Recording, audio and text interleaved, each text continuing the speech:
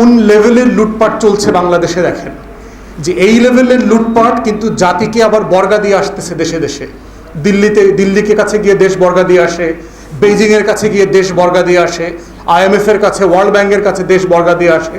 কিন্তু আমার দেশের যে লক্ষ লক্ষ কোটি কোটি টাকা, হাজার হাজার কোটি টাকা ট্যাক্স পেয়ারের মানি কোনো কাজে লাগতেছে না, বৃষ্টির পানিতে বর্জ্যের মতো ভেসে চলে যাচ্ছে, সেটা নিয়ে কোনো মাথা ব্যথা নাই।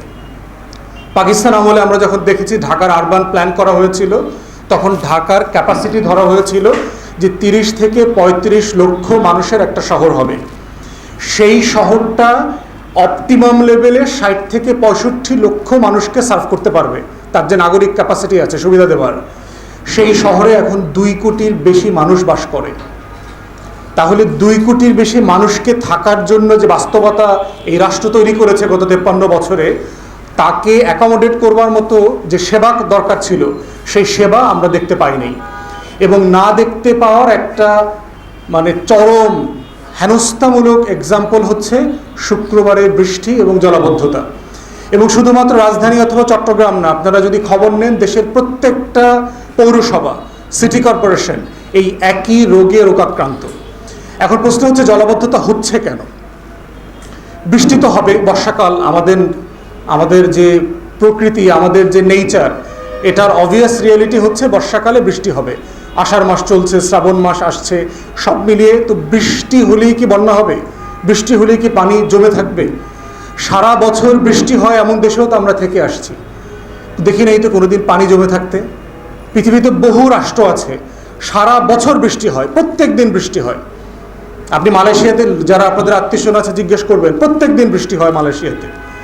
কই মালয়েশিয়াতে কখনো শুনেছেন কুয়ালালামপুর ডুবে গেছে পানিতে, পুত্রজায়া শহর ডুবে গেছে? এরকম কথা তো আমরা শুনি নাই।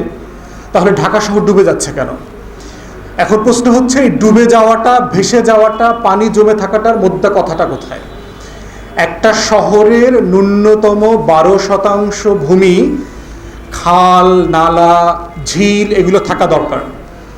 এবং আরও প্রায় 12 থেকে 18% জমি থাকা দরকার হচ্ছে খালি মাঠ। কারণ বৃষ্টির পানিটা যখন আসবে, এই পানিটা আসলে যাবে কোথায়? এই পানিটার একটা বড় যাওয়ার জায়গা হতে হবে হচ্ছে আমাদের মাটি।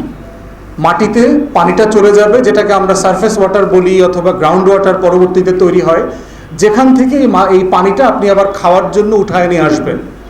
আমাদের ঢাকা শহরে সেই মাটি কোথায়? কোনো খালি জায়গা নাই, পুরোটা কনক্রিট, খেলার জায়গা নাই। তাহলে মাটি যে পানি শোষণ করে নিয়ে যাবে সেরকম কোনো মাটির জায়গা ঢাকা শহরে নাই, পার্ক নাই, খেলার মাঠ তো নাই। দ্বিতীয়ত হচ্ছে আমাদের 12% জমি যে ওয়াটার বডি দরকার, আমাদের নালা দরকার, খাল দরকার। স্বাধীনতার পরেও আমরা দেখেছি যে ঢাকা শহরে 77টা খাল ছিল। এখন সিটি কর্পোরেশন, 2 সিটি কর্পোরেশন বলছে আমাদের খালের সংখ্যা 23 থেকে 24টায় চলে আসছে। এবং এই 23-24টারও সাইজ অনেক ছোট হয়ে গেছে। এবং যতটুকু চলমান আছে এতটুকু আপনার এখন প্লাস্টিকে, পলিথিনে, ডাস্টবিন, ময়লা আবর্জনার বাগারে পরিণত হয়েছে। অতএব এখান থেকে কোনো পানি প্রবাহিত হতে পারছে না। তাহলে এই যে মাটি পানি নিতে পারছে না, বৃষ্টির পানিটা, এই পানিটা আপনারা আমাদের খাল, নালা, ঝিলে জমতে পারছে না, তো পানিটা যাবে কোথায় দিন শেষে? থার্ড অপশন হচ্ছে এই পানিটা ড্রেনে চলে যাবে। এবং আলটিমেটলি যেটা হচ্ছে, এই ড্রেনগুলো দেখবেন, আমাদের ঢাকার প্রত্যেকটা ড্রেন দেখবেন যে প্লাস্টিক বর্জ্যে ভরপুর থাকে সব সময়।